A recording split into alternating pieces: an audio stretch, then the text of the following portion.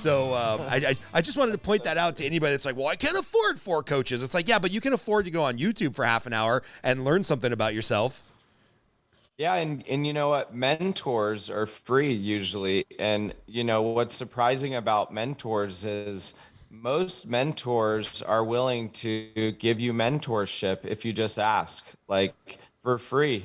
They'll help you. They'll have lunch with you, they'll have coffee with you. What's funny is it's like the hot chick that no one wants to ask to prom, right? Because they think they're going to get shot down. So nobody asks the person to mentor them.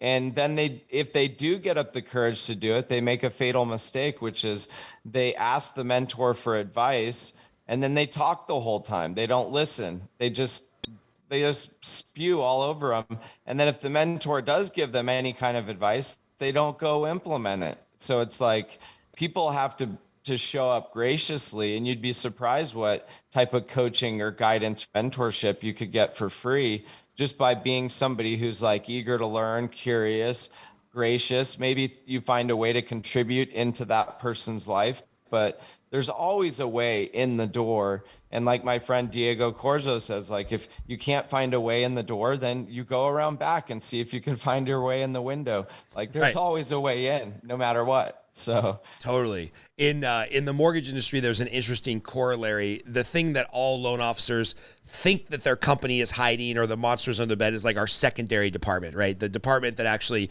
sets rates and sells the loans on the open market. And it's like this crazy black box to loan officers that we don't really understand. So I reached out to the head of our secondary department. I was like, hey man, like, I just want to understand this at a deeper level.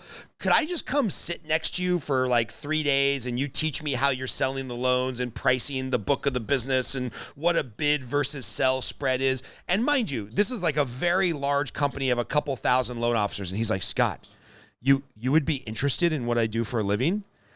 And I was like, yeah, like every loan officer says they want to learn it. And it's like kind of creepy because like we don't know how these rates are devised. And he's like, I would love for a loan officer to come sit with me who I could teach. I've never had a loan officer ask me that in my entire career.